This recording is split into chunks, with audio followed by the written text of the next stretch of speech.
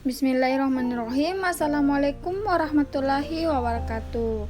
Kami akan membahas tentang rekrutmen dan seleksi dari kelompok 3. Yang pertama ada Rostina Yusuf, yang kedua ada Evika, yang ketiga ada Nurul Iftitasari, yang keempat ada Nur Afni, dan yang kelima ada Hardiansyah. Pembahasan kami, yang pertama ada pengertian seleksi, yang kedua ada tujuan seleksi, yang ketiga ada jenis rekrutmen, yang keempat ada tahap-tahap seleksi, dan yang kelima ada kriteria seleksi.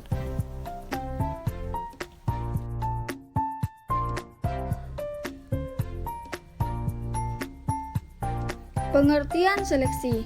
Pengertian seleksi menurut para ahli, menurut Hasibuan, seleksi adalah suatu kegiatan pemilihan dan penentuan pelamar yang akan diterima atau ditolak untuk menjadi karyawan perusahaan.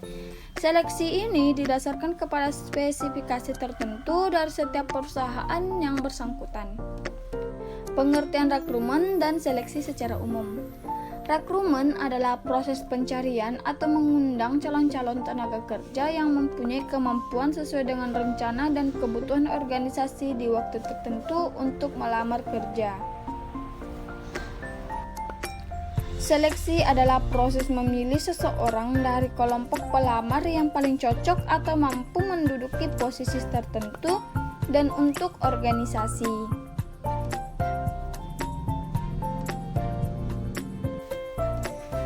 Tujuan seleksi.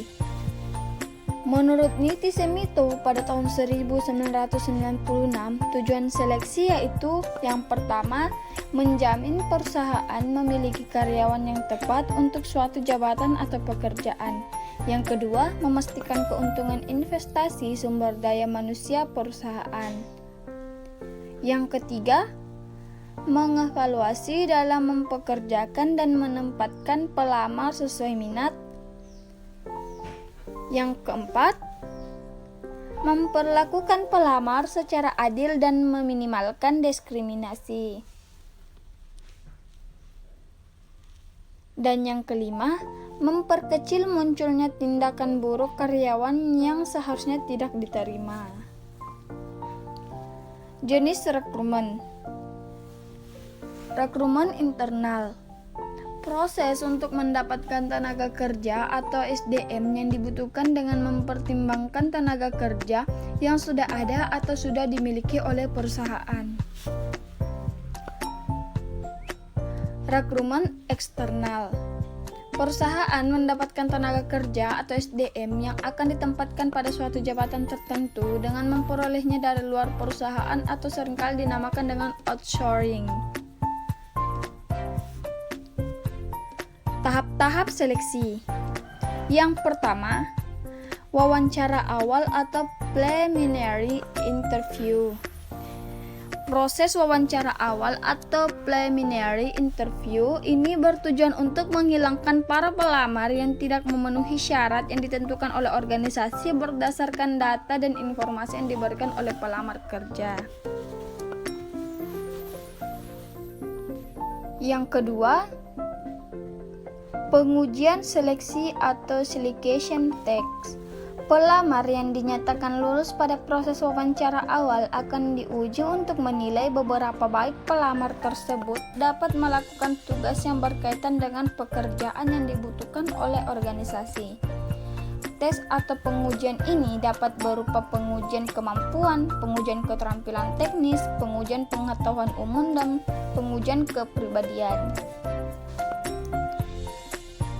Yang ketiga yaitu wawancara ketenagakerjaan atau employment interview. Langkah selanjutnya dalam tahap seleksi adalah wawancara kerja. Wawancara kerja ini merupakan interaksi antara pewawancara dengan pelamar yang berpotensi untuk diterima menjadi karyawannya. Wawancara ini biasanya merupakan percakapan formal untuk mengetahui apakah pelamar yang diwawancari tersebut sesuai untuk mengisi posisi yang dibutuhkan. Interview atau wawancara dapat dilakukan secara one-to-one atau antara pewawancara dan pelamar. panel interview antara komite penyeleksi dan pelamar, atau group interview antara pewawancara dengan beberapa orang pelamar. Yang keempat yaitu pemeriksaan latar belakang dan referensi. Pemeriksaan latar belakang dan referensi adalah suatu proses untuk melakukan verifikasi terhadap informasi yang diberikan oleh pelamar. Perusahaan akan menelpon atau mengirimkan surat resmi kepada teman-teman dekat pelamar ataupun keluarga pelamar dan perusahaan tempat pelamar sebelumnya bekerja untuk memastikan informasi yang diberikan oleh pelamar tersebut adalah benar dan sesuai. Yang kelima yaitu evaluasi medis. Evaluasi medis tersebut bertujuan untuk memastikan pelamar tersebut memiliki kesehatan fisik yang baik sehingga mengurangi absensi, menekan biaya pengobatan dan biaya asuransi jiwa, ataupun mendapatkan karyawan yang memenuhi persyaratan kesehatan fisik untuk bekerja tertentu. Yang keenam yaitu keputusan penyeleksian. Setelah mendapatkan semua informasi yang dibutuhkan dan memenuhi semua persyaratan yang ditentukan, langkah yang paling penting dalam proses seleksi adalah keputusan pemilihan. Keputusan pemilihan diambil berdasarkan hasil dari wawancara awal, pengujian seleksi, wawancara kerja, dan pemeriksaan latar belakang dan pemeriksaan referensi, serta evaluasi medis. Di proses inilah perusahaan akan memutuskan apakah pelamar tersebut diterima sebagai karyawan atau tidak.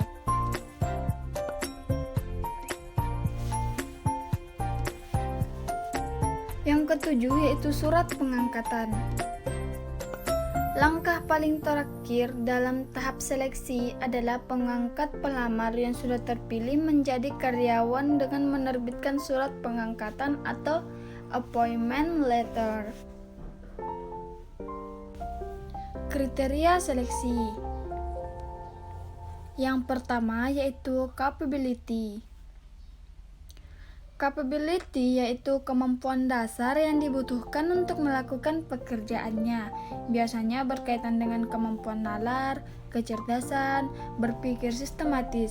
Seseorang disebut capable atau memiliki kemampuan jika memiliki tingkat kecerdasan minimal yang dibutuhkan.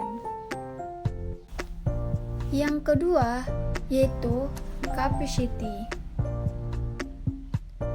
Capacity yaitu kapasitas maksimum atau potensi kemampuan seseorang yang ditunjukkan dengan keahlian memecahkan masalah atau problem solving skill, mengerjakan beban kerja yang berat, mengatasi stres akibat pekerjaan, membuat prioritas atau jadwal, dan sebagainya. Capacity ini menunjukkan apakah kualitas seorang calon karyawan itu memungkinkan untuk ditingkatkan atau tidak. Yang ketiga yaitu kreatif. Kreativitas ditunjukkan dalam kemampuan memecahkan masalah di luar kelaziman sehingga menjadi lebih efektif, lebih efisien, lebih cepat, lebih menguntungkan. Mereka yang memiliki kreativitas tinggi biasanya mampu berpikir di luar dugaan orang banyak.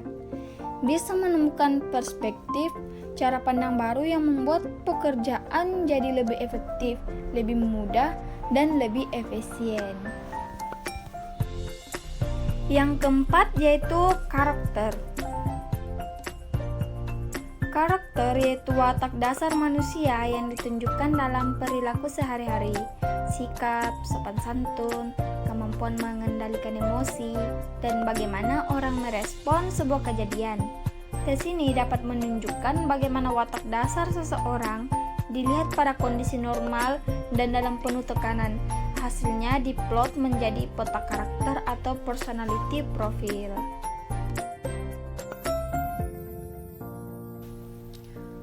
Yang kelima yaitu credibility. Credibility ditunjukkan melalui kejujuran, integritas sehingga calon karyawan dapat dipercaya, dapat diandalkan untuk memikul tanggung jawabnya dengan benar. Tanpa credibility tersebut, perusahaan tidak percaya kepadanya Credibility ini bisa tercermin dari pelaku di masa lalu. Track record menjadi sangat penting di level ini. Yang keenam, yaitu komitmen. Komitmen ditunjukkan melalui kesungguhan dalam menyelesaikan tugas, walaupun dalam kondisi yang sulit atau tidak menguntungkan.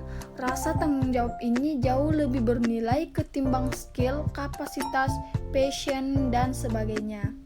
Jika orang hanya bermodal passion atau gairah, namun tidak memiliki komitmen, maka ia hanya mau melakukan pekerjaan yang disukainya.